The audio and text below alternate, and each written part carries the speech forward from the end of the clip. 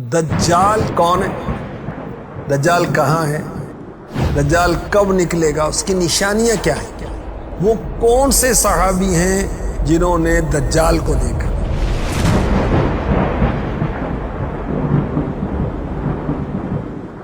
دجال کا لقب مسیح الدجال یوں کہا جاتا ہے نا۔ مسیح کیوں کہا جاتا ہے؟ کیونکہ اس کی ایک آنکھ یوں کہ وہاں ڈھلا ہی نہیں ہے، بلکہ وہاں گوشت مکمل ملا ہوگا، اور اس کو دھوکہ باز اور فریب کار ہونے کی وجہ سے دجال کہا جاتا ہے۔ اس کی ماں کون ہے؟ اس کا باپ کون ہے؟ اس کا باپ کوئی انسان اور ماں ایک جننی ہے۔ کہاں پیدا ہوا؟ مصر میں، شہر قوس۔ اور کس دور میں؟ اس کی پیدائش سلیمان علیہ نبینا علیہ الصلوۃ والسلام سے پہلے ہو چکی۔ سلیمان علیہ السلام نے ہی اس کو قید کیا۔ اس کا حلیہ کیا ہے؟ جوان مرد، دراز قد، ایک آنکھ سے کانا، دوسری آنکھ خون آلود، سینہ چوڑا ذرا اندر کی طرف دھسا ہوا، پیشانی چوڑی، بال گھنگریالے، جسم پر بہت زیادہ بال، دونوں پنڈلیوں کے درمیان فاصلہ۔ اس وقت کہاں ہے دجال؟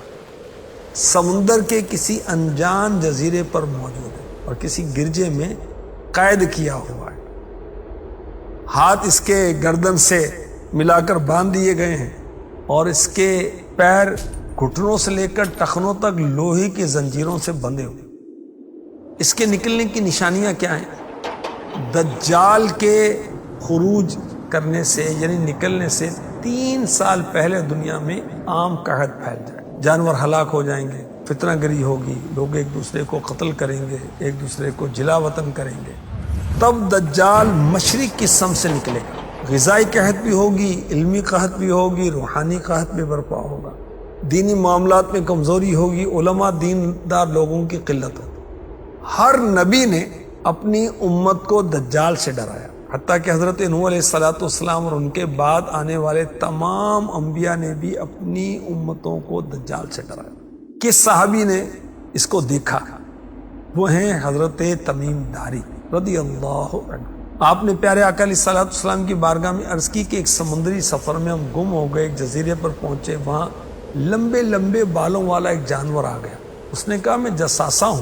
وہ ہمیں ایک گرجے میں لے گیا جہاں ہم نے بڑی جسامت والا ایک انسان دیکھا کہ اس کے ہاتھ گردن سے ملا کر اور اس کے پیر گھٹنوں سے لے کر ٹخنوں تک لوہے کی زنجیروں سے بندھے ہوئے۔ اس نے ہم سے کئی ایک سوالات کیے، ان میں سے ایک یہ بھی سوال تھا مجھے عربوں کے نبی کے بارے میں بتاؤ۔ انہوں نے کیا کیا؟ تو ہم نے اس کو آپ صلی اللہ علیہ وسلم کے حالات سے خبردار کیا۔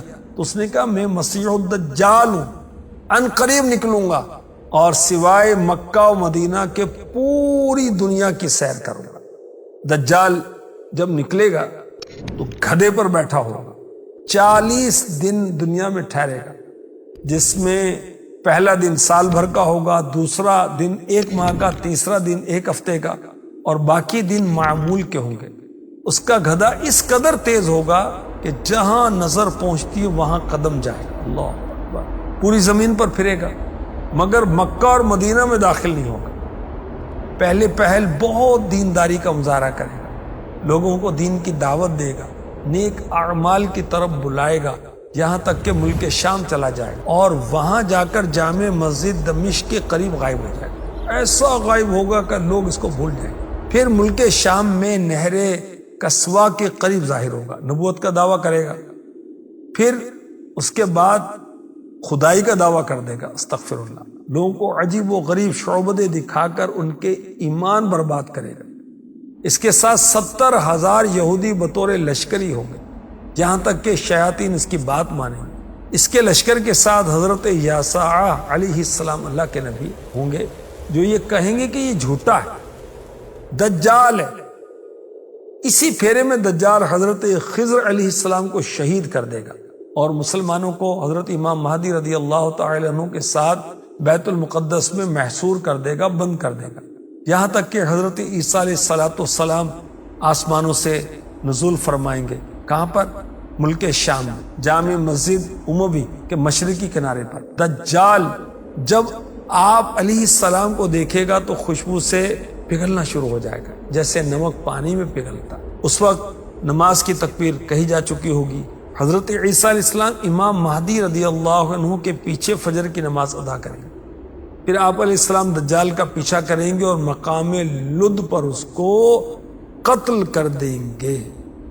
اللہ پاک رحمت فرمائے، ہمارا ایمان سلامت رکھے، آمین۔